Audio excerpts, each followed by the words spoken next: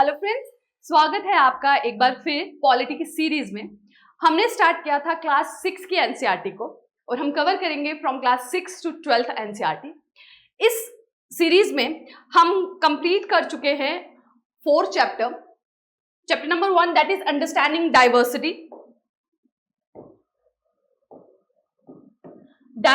को understanding of diversity उसे हमने पढ़ा था कि हमारे देश में किस तरह से डाइवर्सिटी पाई जाती है, डाइवर्सिटी का मतलब क्या है, दैट इज विभिन्नता। देन हमने कंप्लीट किया था डाइवर्सिटी एंड डिस्क्रिमिनेशन, जहां हमने ये जाना था कि किस तरह से डाइवर्सिटी डिस्क्रिमिनेशन को लीड करती है, डाइवर्सिटी जो है भेदभाव को लीड करती है या नहीं करती है। हमने फिर पढ़ा था chapter number 3 that is government, कि सरकार क्या है, कितने लेवल्स पे सरकार काम करती है और किस किस तरह की सरकार होती है, जिसमें हमने जाना था कि डेमोक्रेटिक कंट्री कौन सी होती है और डेमोक्रेटिक गवर्नमेंट क्या है और मोनार्की गवर्नमेंट क्या है। देन वी अंडरस्टूड की एलिमेंट्स ऑफ डेमोक्रेटिक गवर्नमेंट, कि एक डेमोक्रेटिक गवर्नमेंट को चलाने के लिए, उसकी सक्सेस के लिए जो सबसे मूलभूत चीजें हैं वो क्या हैं, सबसे इंपॉर्टेंट चीजें जो हैं वो क्या है। आज हम पढ़ेंगे चैप्टर नंबर 5 दैट इज पंचायती राज। पंचायती राज,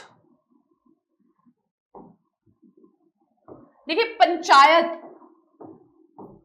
पंचायत जब आप वर्ड सुनते हैं, आप में से कुछ लोग जिन्हें विलेज में जाने का मौका मिला होगा या अपने ग्रैंड पेरेंट्स के घरों पे जो विलेज में रहते हैं वहां जाने का मौका मिला होगा, तो उन्होंने इस वर्ड को सुना होगा अपने बड़ों के मुंह से, पंचायत। और अभी एक सीरीज भी आई है, अगर आप लोगों ने वो देखी हो, आई थिंक उसकी सेकंड पार्ट उसका चल रहा है, दैट इज पंचायत सीरीज। ठीक है, अगर आप उसे देखी हो अगर आपने, तो आपने जाना होगा कि पंचायत क्या है। पंचायत एक ऑर्गेनाइजेशन, एक संस्था होती है जो कि एडमिनिस्ट्रेशन, जो कि रेगुलेशन रूल्स का काम करती है विलेज में। एक गांव में जो रूल्स बनाए जाते हैं जो उनकी गांव में जितने भी लोग हैं उनके जो नीड्स हैं, उनकी जो फुलफिलमेंट होती है, उसका काम जो है वो करती है पंचायत। ठीक है, हमने जब पढ़ा था कि गवर्नमेंट क्या होती है, तो हमने जाना था कि गवर्नमेंट 3 लेवल पे काम करती है। एक काम करती है नेशनल लेवल पे, एक काम करती है स्टेट लेवल पे, और then it is at local level.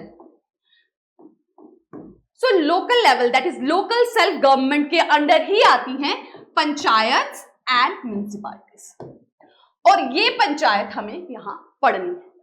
ठीक है, इस चैप्टर में हम जानेंगे कि ग्राम पंचायत क्या होती है, फिर हम जानेंगे कि ग्राम सभा क्या होती है,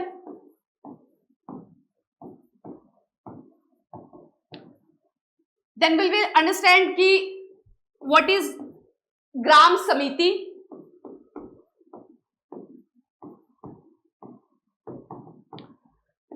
what is जिला परिषद, और हम देखेंगे कि ये जो पंचायत है, इसे जो काम करने हैं, जो लोगों की नीड्स की फुलफिलमेंट करनी है, उसके लिए फंड्स और फाइनेंसेस इस पंचायत को कहां से मिलते हैं। सो फाइनेंसेस ऑफ पंचायत, ठीक है, पंचायत के फाइनेंसेस कहां से आते हैं। ठीक है, so this is all which we are going to study in this chapter. तो सबसे पहले हम देखते हैं कि ये ग्राम जो पंचायत है, ग्राम पंचायत क्या होती है। देखिए, हर गांव को, हर विलेज को छोटे छोटे वार्ड्स में डिवाइड कर दिया जाता है। ठीक है, बहुत से छोटे छोटे वार्ड्स में उसे डिवाइड कर दिया जाता है। ठीक है, और हर वार्ड से एक वार्ड मेंबर चुना जाता है।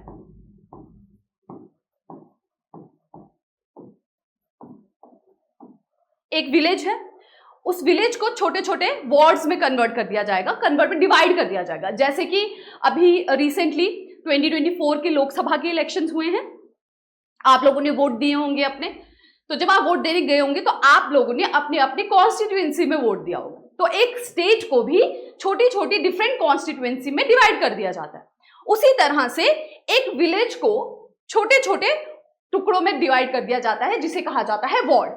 हर एक वार्ड के जो लोग हैं वो एक व्यक्ति को चुनते हैं, उसका चुनाव करते हैं, that is called ward member, और उसी का नाम भी होता है पंच। ठीक है। सो सभी वार्ड से एक एक मेंबर को, एक एक रिप्रेजेंटेटिव को चुना गया, जिसे कहा गया पंच, और वो पंच मिलकर बनाते हैं पंचायत, और इनका जो हेड होता है दैट इज सरपंच। उसे विलेज के सभी लोग मिलकर चुनते हैं। फाइन। सो पंचायत में आते हैं panch, these are members, and the head is called sarpanch. ठीक है। सो पंचायत क्या है? पंचायत एक संस्था है जिसमें पंच बैठते हैं और साथ में होता है उनका हेड दैट इज सरपंच, और वो किनके द्वारा चुने जाते हैं? वो गांव के लोगों द्वारा चुने जाते हैं। ठीक है। गांव के कौन से लोगों द्वारा? गांव की ग्राम सभा द्वारा। ठीक है। गांव की ग्राम सभा द्वारा चुने जाते हैं। नाउ क्वेश्चन अराइज कि व्हाट इज ग्राम सभा, है ना। अब क्वेश्चन अराइज होता है कि ग्राम सभा क्या है। सो ग्राम सभा is all the members of a village which are more than 18 years of age। ठीक है। गांव के वो सब लोग जो 18 साल से ऊपर की उम्र के हैं वो ग्राम सभा को कॉन्स्टिट्यूट करते हैं। ग्राम सभा में हर वो मेंबर बैठता है जो उस गांव का 18 साल से ऊपर की उम्र का है। ग्राम सभा के लोग ही चुनते हैं पंच और सरपंचों को, and then they formulate a panchayat. ठीक है। इतना क्लियर है कि पंचायत क्या है? पंचायत आप कहें एक एडमिनिस्ट्रेटिव और रूल मेकिंग बॉडी है एट द लोकल लेवल। कौन से लेवल पे? विलेज के लेवल पे। साथ ही आपको कुछ एक्स्ट्रा बातें जो कि 6th स्टैंडर्ड की बुक में मेंशन नहीं है, बट बिकॉज हम सिविल सर्विसेज की तैयारी कर रहे हैं तो हमें पता होना चाहिए। पहला कि कॉन्स्टिट्यूशन में ये जो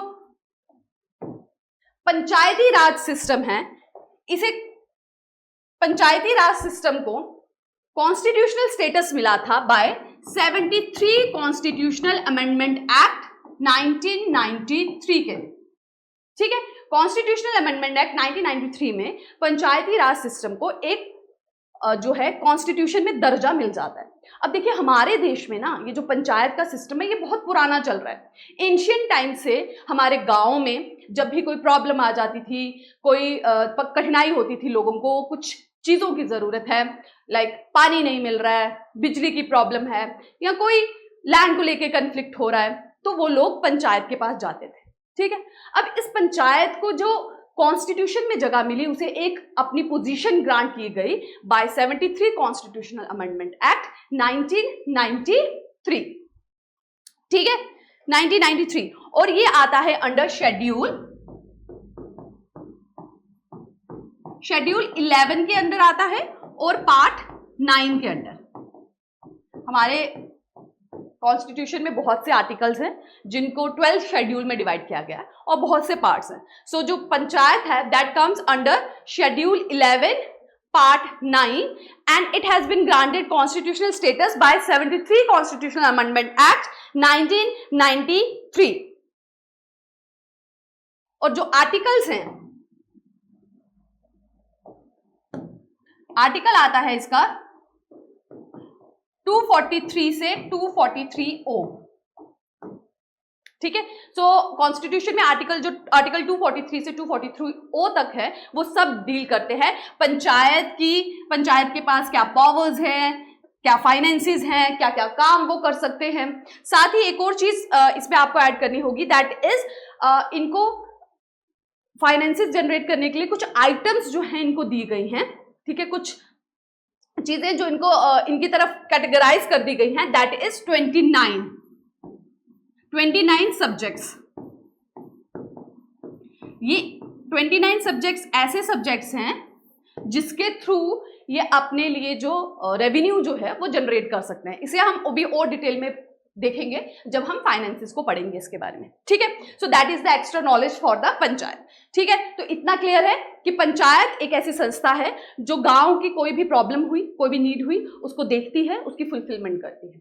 और पंचायत के लोगों को कौन चुनता है? ग्राम सभा के लोग चुनते हैं। और ग्राम सभा क्या है? ग्राम सभा है उस विलेज में रहने वाले 18 साल से ऊपर के सभी लोग, उनका समूह जो है वो ग्राम सभा है, ठीक है। सो ग्राम सभा की एक और जिम्मेवारी आ जाती है कि ग्राम सभा की एक और इंपॉर्टेंट बात आ जाती है कि अगर जब भी पंचायत बैठेगी तो पंचायत कभी कोई गलत फैसला ना ले ले, ठीक है। जनरली क्या होता है, जब भी कोई स्कीम गवर्नमेंट फॉर्मुलेट करती है, सपोज गरीबी को हटाने के लिए कर रही है, तो उनके पास पूरा डेटा होना चाहिए कि कितने लोग जो हैं वो गरीबी रेखा के नीचे हैं।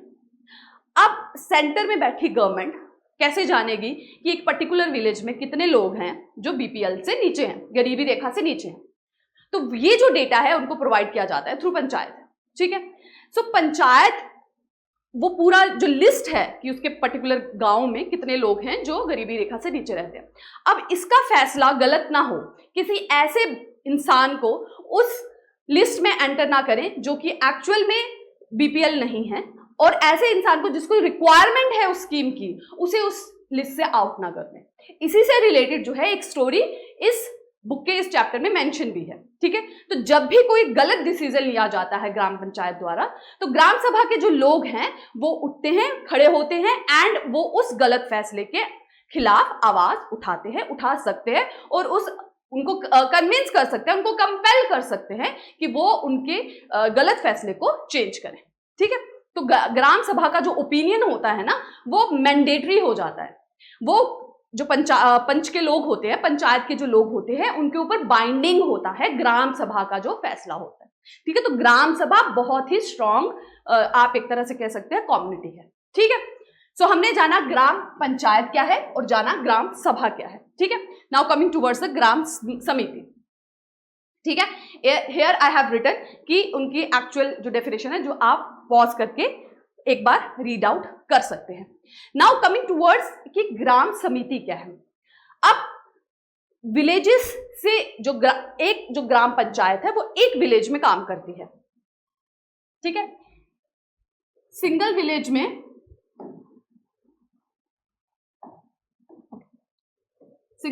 में काम करेगा ग्राम पंचायत, ठीक है।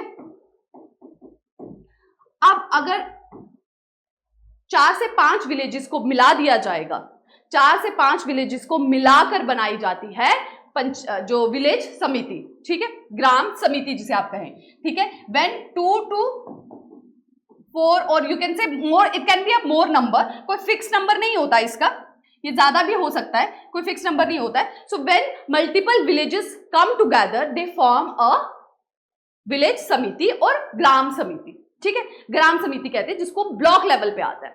तो दैट इज अ 3 टायर में किस तरह से ये काम करता है। 3 टायर में पहला आ जाता है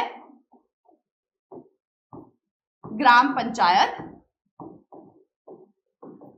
जो कि विलेज के लेवल पे है, विलेज लेवल, ठीक है।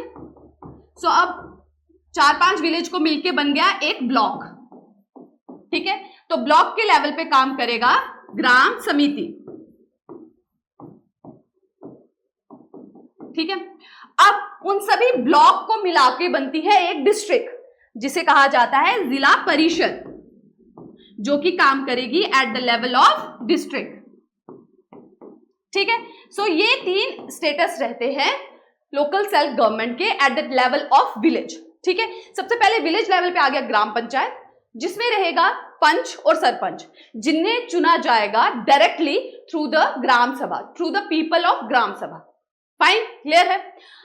अब ब्लॉक लेवल पे काम करती है ग्राम समिति।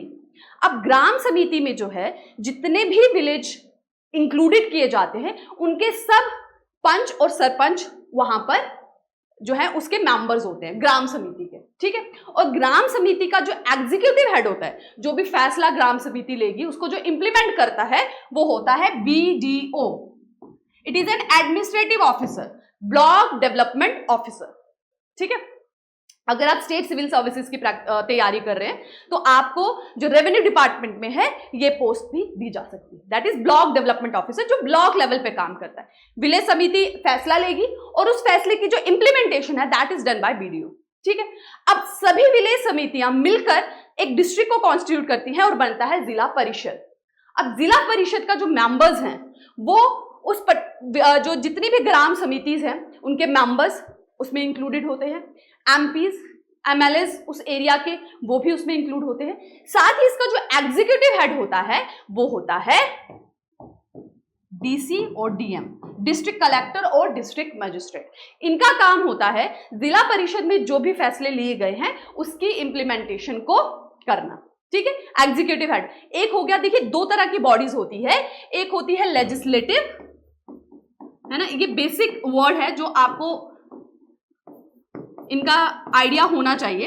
एक हो गया लेजिस्लेटिव और एक हो गया एग्जीक्यूटिव। लेजिस्लेटिव का क्या मतलब होता है ना, कानून बनाना, वो बॉडीज जिनके पास कानून बनाने का हक है, कानून बनाने की पावर है।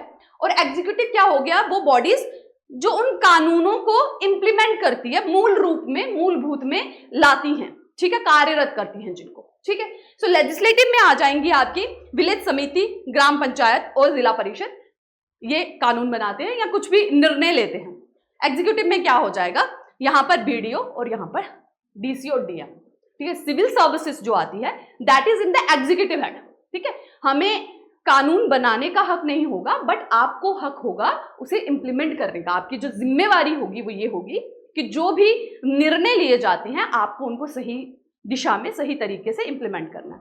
ठीक है, ओके, सो हमने जाना अबाउट ग्राम समिति एंड जिला परिषद।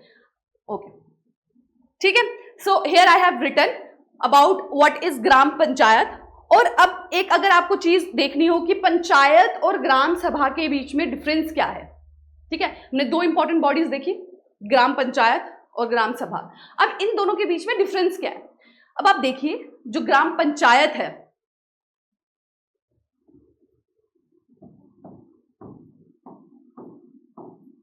ना, मैंने आपको पहले भी कहा था कि ये जो क्लास 6 के एनसीईआरटीज हैं उसे बनाया गया है इस तरीके से कि जो स्टैंडर्ड 6 के बच्चे हैं इसे अंडरस्टैंड कर पाए। बट हम क्यों पढ़ रहे हैं, हम इसीलिए पढ़ रहे हैं कि हमारा जो बेसिक है वो क्लियर हो जाए। तो हमें इसे पढ़ना है एग्जामिनेशन पॉइंट ऑफ व्यू से। ठीक है, तो हम उसी चीजों से रिलेट करके, करंट अफेयर से रिलेट करते हुए इसे पढ़ते जाएंगे। ठीक है ना, सो ग्राम पंचायत है एक जगह और एक है ग्राम सभा।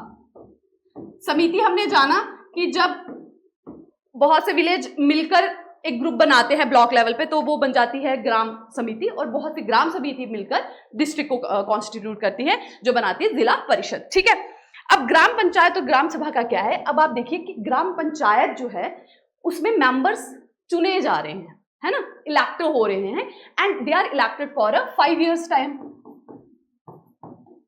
जो टेन्योर रहता है ना पंचों और सरपंचों का वो 5 साल का होता है। लेकिन ग्राम सभा की आप बात करें तो उसमें कोई टेन्योर नहीं है ना, 18 साल के बाद आप हमेशा ग्राम सभा के मेंबर रहने वाले हैं। तो ग्राम पंचायत जो है वो टेम्परेरी बॉडी है, 5 साल के बाद वो डिसॉल्व होगी और एक नई बॉडी इलेक्ट होगी। लेकिन ग्राम सभा जो है वो परमानेंट है, वो हमेशा रहने वाली है।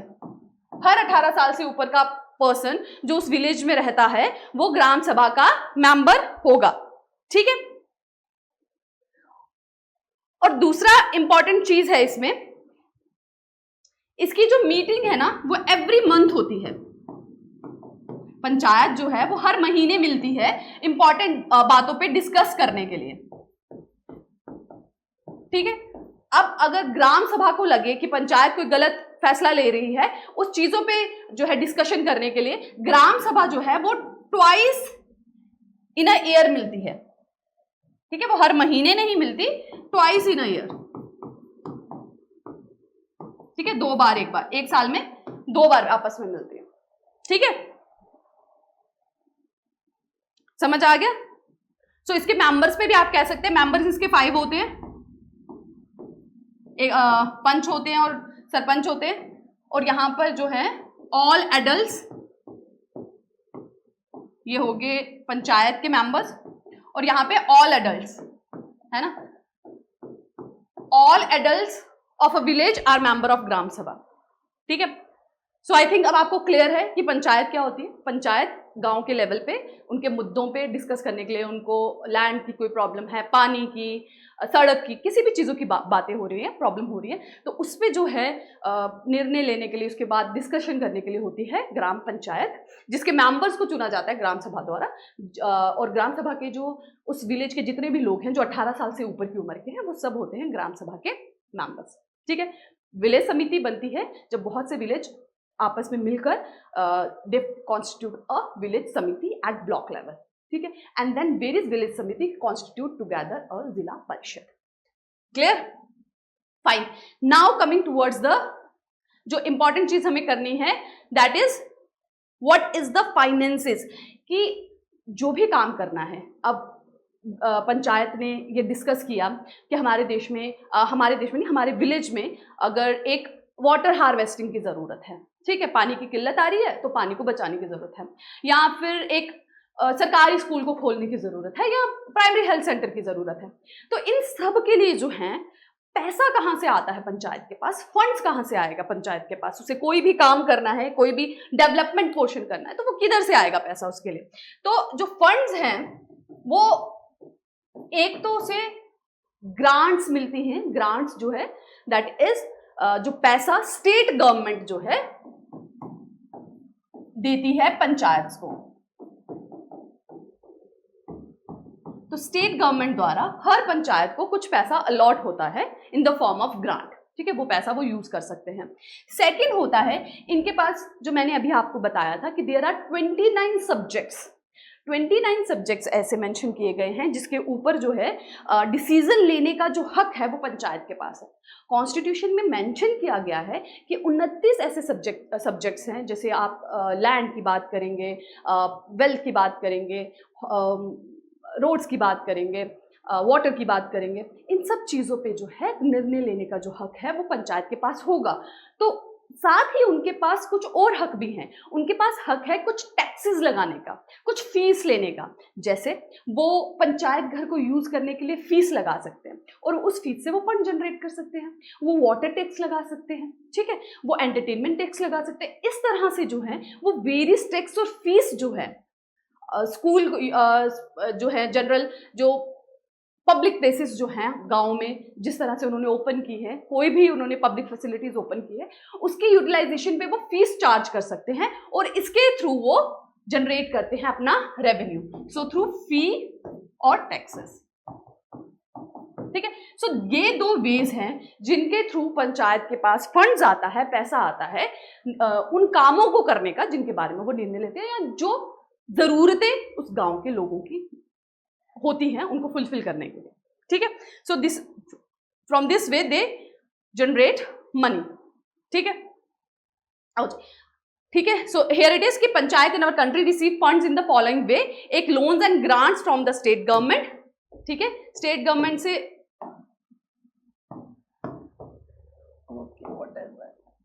स्टेट गवर्नमेंट से उनको लोन एंड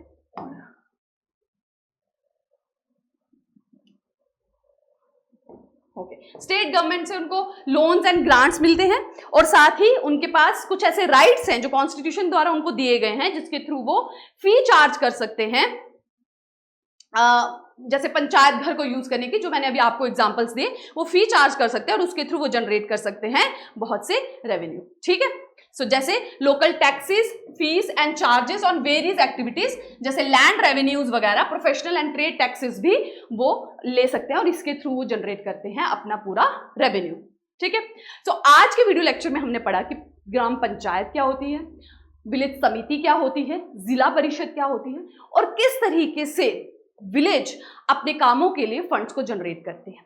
अब साथ ही मैं आपको एक दो एग्जांपल देना चाहूंगी जो आप अपने मेंस के आंसर राइटिंग में मेंशन कर सकते हैं जब भी पंचायत से रिलेटेड या विलेज के रिलेटेड, पंचायती राज सिस्टम से रिलेटेड कोई क्वेश्चन पूछा जाए। ठीक है, सो वन एग्जांपल इज कि उत्तराखंड की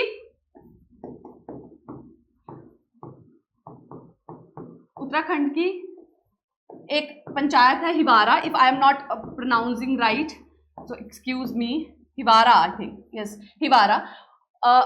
ये एक पंचायत है उत्तराखंड में, जिन्होंने वहाँ पे जो प्रॉब्लम थी जो लोग फेस कर रहे थे क्लीन वाटर सप्लाई को लेकर कर रहे थे, तो इन्होंने मिलकर क्लीन वाटर सप्लाई प्रोवाइड करने के लिए वाटर हार्वेस्टिंग का सिस्टम लगाया और लोगों को, हर एक इंसान को विलेज के क्लीन वाटर पहुंचाया। ठीक है, so that is the type of change और इम्पैक्ट अ विलेज और panchayat can done at a local level. ठीक है, सो इससे हमें पता चलता है कि कहाँ किस लेवल तक जो है वो इम्पैक्ट कर सकते हैं लोकल पॉपुलेशन को। ठीक है, साथ ही इन्होंने जो है रोड इंफ्रास्ट्रक्चर को भी इंप्रूव किया है,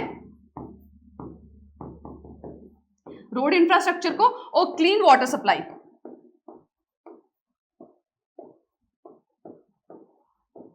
ठीक है, रेन्यूएबल्स साथ ही इन्होंने देखा, क्योंकि जो है आजकल बहुत सारी जो है फोकस हो रही है एनर्जी जो नॉन रेन्यूएबल रिसोर्सेज पे जा रही है, जिसकी वजह से पोल्यूशन भी बहुत ज्यादा हो रहा है। तो इन्होंने ये कोशिश की कि विलेज में जितनी भी एनर्जी की जरूरत है वो रेन्यूएबल पोर्शन से आए, दैट इज सनलाइट से आए, कि ज्यादा से ज्यादा कोशिश की गई रेन्यूएबल सोर्सेज से ही एनर्जी को यूज किया जाए। तो ये जो उत्तराखंड की हिवारा पंचायत है, जहां पे अराउंड 10,000 के करीब लोग रहते हैं, उसमें उसकी पंचायत ने इन सारी प्रॉब्लम्स को सॉर्ट आउट किया है और लोगों की लाइफ को जो है इम्प्रूव किया है।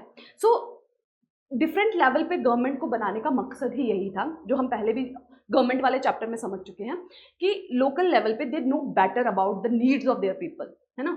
लोकल पीपल उस चीज को बेहतर जानते हैं और बेहतर उन चीजों को एड्रेस कर सकते हैं। ठीक है, तो एक इंटीग्रेटेड वे पे डेवलपमेंट होती है।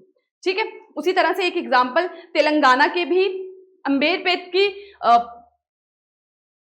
पंचायत की है, जिन्होंने सॉलिड वेस्ट मैनेजमेंट पे बहुत ही इंपॉर्टेंट काम किया है। ठीक है, तेलंगाना की है, ये नाम आप अपने नोट्स पे नोट डाउन कर सकते हैं, एंड आप चाहें तो इसे एथिक्स के पेपर में भी एग्जाम्पल के तौर पे यूज कर सकते हैं, और अपने जीएस के बाकी सेक्शंस में भी इसे, सोसाइटी के सेक्शन में भी बहुत इजीली आप इसे यूज कर सकते हैं। सो अंबेर, अगर मैं इसको सही प्रोनाउंस नहीं कर रही हूँ जगह को तो please excuse me, that is Telangana की अंबेरपेट पंचायत है। उन्होंने सॉलिड वेस्ट मैनेजमेंट का बहुत ही जो है काम बहुत तरीके से उन्होंने सॉलिड वेस्ट मैनेजमेंट उस पूरे एरिया में किया है कि अब वहां पे कोई भी सॉलिड वेस्ट जनरेट नहीं होता। उन्होंने सेग्रीगेट किया प्रॉपरली ऑर्गेनिक और इनऑर्गेनिक वेस्ट को, और ऑर्गेनिक वेस्ट को एज ए यूज करना शुरू किया कंपोस्ट, और इनऑर्गेनिक वेस्ट को रीयूजेबल और प्रॉपर मैनेजमेंट के तरीके से उन्होंने उसको हैंडल किया। फाइन, ओके, सो इसके एंड में हम करेंगे 2 क्वेश्चंस। ठीक है, जैसे मैंने आपको कहा था कि हम कोशिश करेंगे कि मेन से रिलेटेड अगर उस टॉपिक से कोई आया है तो इससे हमें क्या होगा कि पता चलेगा कि जो हमने पढ़ा है हम उसे, अपनी नॉलेज को उसे हम रिप्रोड्यूस भी कर पा रहे हैं कि नहीं। ठीक है, तो देखते हैं, पहला क्वेश्चन है, assess the importance of the panchayat system in India as a part of local government. Apart from government grants, what sources the panchayat can look out for financing development projects. ठीक है, तो पहला पोर्शन जो है इस क्वेश्चन का वो ये पूछ रहा है कि हमें पंचायत की इंपॉर्टेंस बतानी है लोकल गवर्नमेंट में। तो वो मैं आपको ऑलरेडी डिस्कस कर चुकी हूँ गवर्नमेंट के पोर्शन में भी, कि पंचायत है जो अभी हमने एग्जाम्पल दिया वो भी, क्योंकि दे better know the need of local people, वही रहते हैं, बेहतर तरीके से जानते हैं, और अगर कोई गलत स्टेप भी लिया जा रहा है तो ग्राम सभा के लोग उन्हें उसी वक्त पे रोक सकते हैं। ठीक है, और जहां तक फाइनेंसेस की बात है तो मैंने आपको बताया, एक लोन्स और ग्रांट्स जो स्टेट के थ्रू मिलते हैं, और दूसरा टैक्सेस और फीस और लैंड रेवेन्यूज जो पंचायत के पास हक है जनरेट करने का। ठीक है, that is about question number 1, and second is, in absence of well educated and organized local level government system, panchayat and samitis have remained mainly political institution and not effective instrument of governance. Critically examine का मतलब होता है आपने दोनों positive and negative way पे उसे बताना। ठीक है, so in the absence of well educated and organised local self government, अब जब लोकल सेल्फ गवर्नमेंट को बनाया गया था 3 लेवल्स पे बनाया गया था, विलेज समिति और जिला परिषद, लेकिन बहुत से स्टेट्स में देखा गया है कि ये तीनों लेवल वर्किंग नहीं है। ठीक है, सो ऑर्गेनाइज्ड वे में काम नहीं कर रहे, और जितने भी मेंबर्स जो चुने जाते हैं उनको lack of technical skill, lack of education, lack of information है, जिसकी वजह से वो अपने पावर का सही इस्तेमाल नहीं कर पाते। बट ऐसा हमेशा नहीं होता, जैसा हमने एग्जाम्पल में भी देखा। Now the panchayat has started working a lot, और उन्होंने रियलिटी में चेंज लाया है विलेज की लाइफ में, बट स्टिल क्योंकि फंड्स नहीं है, फंक्शनरीज नहीं है, इंपॉर्टेंट एजुकेशन नहीं है, इंफॉर्मेशन नहीं है, स्किल्स नहीं है, तो बेसिक प्रॉब्लम्स को वो टैकल नहीं कर पाते। ठीक है, सो आप कोशिश करें कम से कम 30 to 50 वर्ड्स में इनका आंसर लिखना, क्योंकि अभी हमने स्टार्ट किया है तो आई नो आप ज़्यादा डीप में नहीं लिख सकते, बट जस्ट जो हमने पढ़ा है उस बेसिस पे इन्हें लिखने की कोशिश कीजिए। ठीक है, so that's it for today's lecture. मिलेंगे नेक्स्ट लेक्चर में एक नए चैप्टर के साथ। Till then take care, thank you.